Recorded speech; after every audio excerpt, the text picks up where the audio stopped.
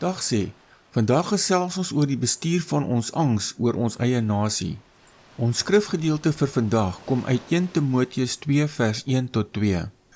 Ek dink in die eerste plek daaraan dat daar gebid moet word vir alle mense. Doen smekinge, gebede en voorbedes en sê dank aan God. Bid vir konings en vir almal wat in gesagsposisies is, sodat ons 'n rustige en stil lewe kan lei, in volkome toewyding aan God en in alle eerbaarheid. Dit is vandag makliker as ooit tevore om oorweldig te voel deur die toestand van ons land en die wêreld. Wanneer ons die nuus aanskakel of deur sosiale media blaai, word ons gedurig gekonfronteer met politieke onrus, ekonomiese onsekerheid en diepe verdeeldheid. Hierdie aanhoudende stroom van negatiewe nuus kan maklik lei tot ware angs, moedeloosheid en 'n verlammende gevoel van magteloosheid. Maar hoe hanteer ons as gelowiges hierdie diep bekommernis oor ons nasie op 'n gesonde manier? Die woord van God bied vir ons 'n duidelike, praktiese en drietallige benadering. Bid vir ons leiers. Ons eerste instink as mense is dikwels om te kla, vinger te wys of paniekerig te raak oor diegene in magsposisies. Tog roep Paulus ons op om spesifiek vir hulle te bid. Dit beteken geensins dat ons korrupsie, swak leierskap of onreg goedkeur nie. Dit beteken dat ons besef dat God se mag is groter as enige menslike stelsel. Gebed is nie 'n passiewe ontsnapping of wensdenkery nie. Dit is 'n aktiewe en kragtige stap om die onsigbare hand van God in ons land se toekoms in te nooi. Die tweede stap is om as getroue getuies op te tree.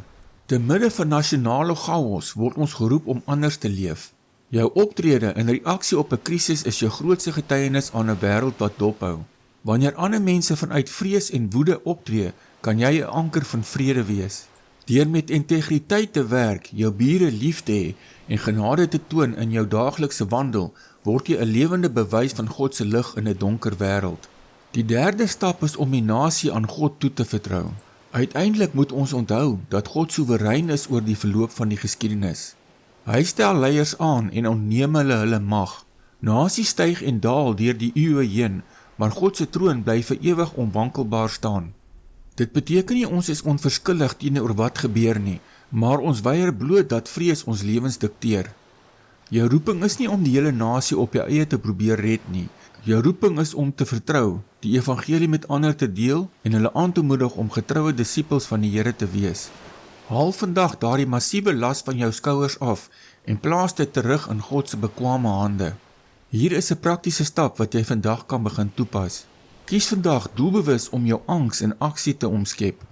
Elke keer wanneer jy in die versoeking kom om 'n siniese of negatiewe opmerking oor die land te maak, stop jouself en verander daardie gedagte in 'n kort gebed vir wysheid. Besluit om vandag 'n positiewe verskil in jou onmiddellike omgewing te maak, een onbaatsigtige daad op 'n slag, wat aan 'n wêreld wat in duisternis verkeer, sal wys wat dit beteken om 'n getroue getuie te wees. Kom ons bid saam. Here, ons bring vandag ons nasie voor u troon van genade. Ons bely dat ons dikwels angstig, gefrustreerd en oorweldig voel deur die gebeure rondom ons.